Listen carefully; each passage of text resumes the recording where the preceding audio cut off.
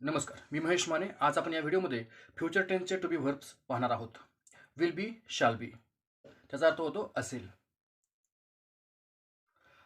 आयच्या नंतर नेहमी शाल बी येते. I shall be a student, मी विद्यार्थी असेल.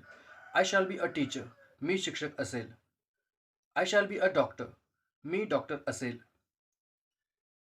I shall be a writer, मी लेखक असेल. ही, शी, इट किंवा एखादं सिंग्युलर नाउन म्हणजेच एकवचनी नाउन असेल तर त्याच्यानंतर विल बी येतं. He will be a student, तो विद्यार्थी असेल. शी विल बी अ डॉक्टर, ती डॉक्टर असेल. It will be a table, तो टेबल असेल. Gopal will be a singer, Gopal गायक असेल. यू, वी, दे किंवा प्लुरल नाउन असेल किंवा एखादं अनेकवचनी नाव असेल तर त्याच्यानंतर शाल बी येतं. यू शाल बी अ स्टुडंट, तू विद्यार्थी असशील. यू शाल बी स्टुडंट्स, तुम्ही विद्यार्थी असाल.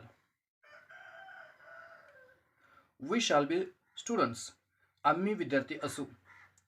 दे शाल बी स्टुडंट्स, ते विद्यार्थी असतील किंवा असेल.